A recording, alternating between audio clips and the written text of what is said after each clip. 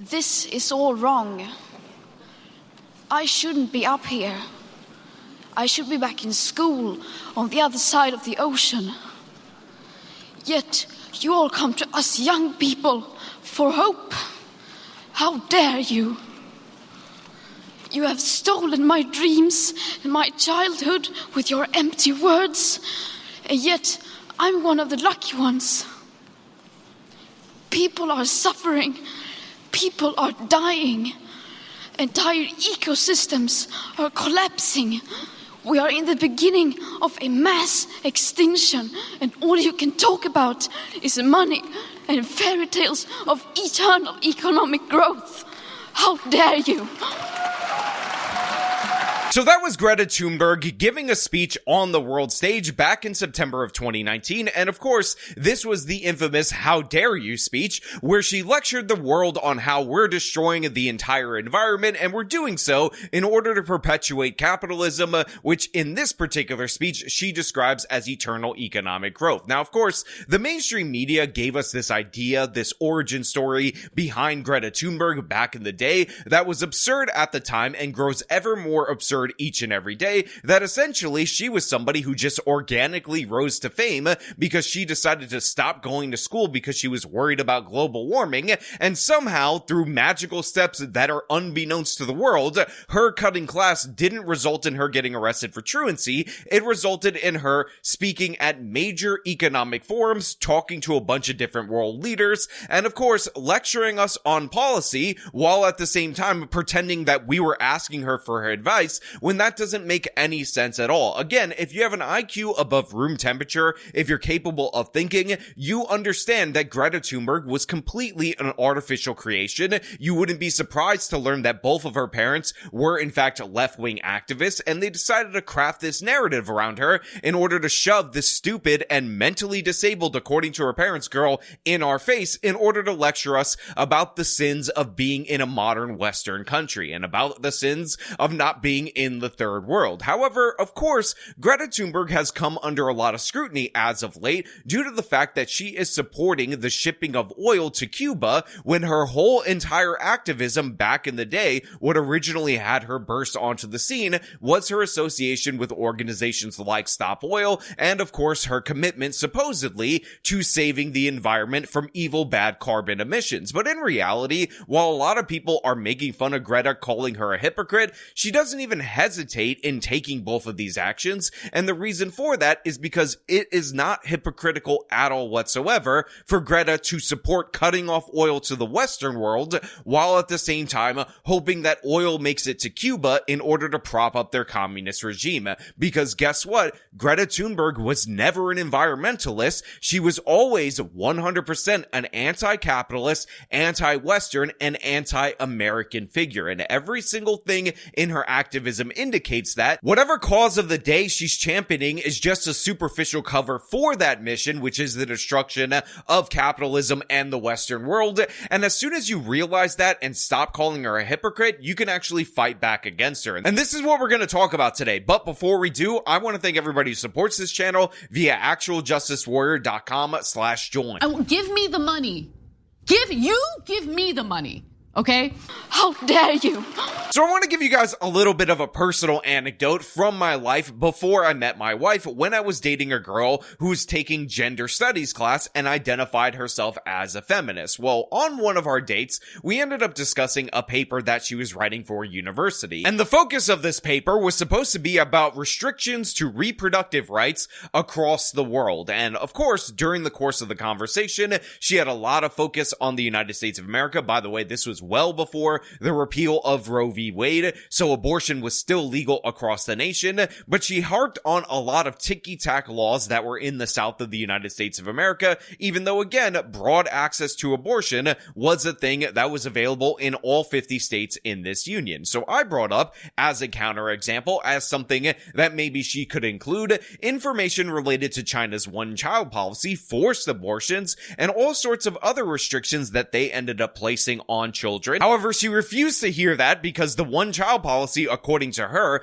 wasn't actually implemented in Western countries, therefore it was a cultural difference, therefore it could not be included in the same conversation about reproductive health and reproductive freedom worldwide, even though, again, it's one of the most onerous and destructive instances of a restriction on reproductive freedom that we've ever seen in the history of humanity. And the thing is, originally back in the day, over 10 years ago, I believed that this was hypocritical. I believed that there was a contradiction in the ideology, but the thing that I learned back then, and still carry with me to this very day, is that there's actually no contradiction. The entire point of those gender studies classes, the entire point of the paper she was tasked to write, was to attack the United States of America, was to attack the Western world. And this China example is very apt in terms of a comparison to Greta Thunberg, because as many people had pointed out throughout the course of her activism, she seemed to only target Western nations that already had carbon emissions reducing in those countries, like the United States of America, which, by the way, is one of the fastest reducing carbon emitters in the entire world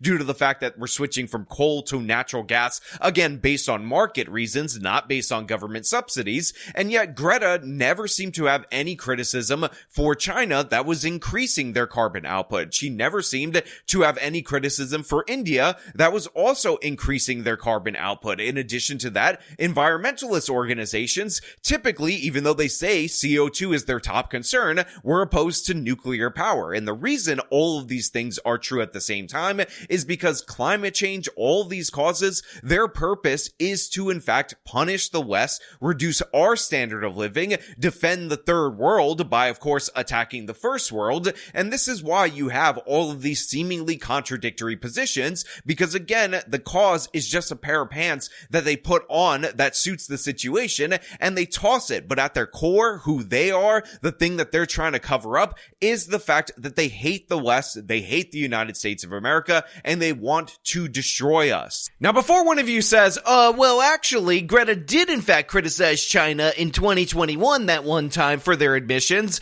I will point out that it is in no way, shape, or form anywhere near in proportion to the scale of the problem. And also, her activism related to India, also in 2021, had to do with a farmer protest, not really of the same ilk, in my humblest of humble opinions, and still does not contradict the overall point of the Omni narrative. For more than 30 years, the science has been crystal clear. How dare you continue to look away and come here saying that you're doing enough when the politics and solutions needed are still nowhere in sight? I mean, do you guys notice the fact that the same people that are aligned with Greta Thunberg on her environmentalist mission have the same exact position, or had the same exact position on the Black Lives Matter riots, and of course how evil white racism was at the heart of every issue? Did you guys notice the fact that the very same people, including Greta Thunberg, were in fact supporting those causes? Did you notice or find it weird that on the Black Lives Matter official website, they had an entire section in it about how the destruction of the family was absolutely crucial, and coincidentally, the same people that agree with the environmentalism of Greta Thunberg, the anti-white racism of Black Lives Matter, also buy into all the LGBT stuff. These are the same people that want to trans your kids. Did you also find it weird that these are the same people who have the same exact position on Israel-Palestine? I mean, Greta Thunberg completely switched up after October 7th from talking about oil and ecosystems and evil white racism when it came to Black Lives Matter to suddenly bringing in stuff into the Palestinian territory in order to fight back against the settler colonial Israelis. And again, you don't have to support Israel or each and every one of my positions on each and every one of these issues to understand that what motivates them to unite all of their positions on all of these issues is anti-Western values. How dare you! But the reason these people are all universally on the Pally side is because they believe the Israelis are an outpost of the West. They call them settler colonialists. They're tied into the United States of America, who they deem to be the great Satan. They deem it to be the great polluter, the great problem in all of the world. And this is why, if you're opposed to the United States of America or its allies, you will 100% find Greta Thunberg on your side, even if it means she's gonna help ship oil to the island of Cuba, because again, the communist vision is far more important than global warming, which was never actually about saving the planet. It was about destroying the West in the first place. Again, all of these people are also supportive of mass Islamic migration to the West, even though, again, they say that the energy usage of the West and people living in those countries is far too high to be sustainable for the planet. And yet, all of these people from the third world are entitled to come and use up all that energy, pollute all that they want to pollute, because again, it is about destruction of the West and outposts and visages of the West. And by the way, you can disagree with any of the positions or agree with any of the individual positions that these individuals have, but the fact is, as a whole, these positions are directionally in the way of destroying the Western world. That is their goal. That is the entire purpose of it. And I'm tired of people saying that these people are hypocrites when in reality, they're working against you, and you should start paying attention to that. Again, how many people will you see on television talking about the war in Iran right now and discussing it in terms of women's rights in Iran and whether or not they have to wear the hijab or not wear the hijab, and they talk about how people are so hypocritical because they purport to be feminists in the United States of America, but they're supporting one of the most repressive regimes to women and to gays in the entire world. Like, how many times are you going to have to hear that commentary before realizing that the reason these people describe themselves as feminists in the United States of America is because they want to target the American family. They want to bring in, because of intersectional feminism, a bunch of third worlders in order to change the voting demographics of our nation in order to get what they want politically, not because they actually care about equality of women. So in the third world, where they're oppressing women, that's totally fine because that oppression is considered a rejection of Western values. And guess what? The feminists in the first world are feminists because they want to reject Western values. Again, guys, the actual position is destroying the United States of America. Every single cause that they happen to be on this side or that side of an issue is just window dressing. It's just positioning in order to best propagandize against you, in order to make you hate yourselves, make you hate your own civilization. And by the way, if you're not in the United States of America, this also applies broadly to Western civilization, but the goal, the omni cause, is still 100% the same. I remember I reacted to some clip on social media of a literal best friend Anna Kasparian and supposedly her hypocrisy on the issue of how many protesters were killed in Iran. Let me play you that clip so you can hear that. Very questionable, Pierce. Where'd you get that number from? Well, how many do you think were killed? We don't know the exact number, but to say that 30,000 people were slaughtered during those short weeks is ridiculous to me. Iran has put out specific names of individuals who have been killed, and it's around 3,000. We don't know what the exact number is, but you really think 30,000 people were killed? You're not going to question that at all? 30,000? Well, I'm curious, if you don't think it's 30,000, how many do you think it was? I don't know the exact number.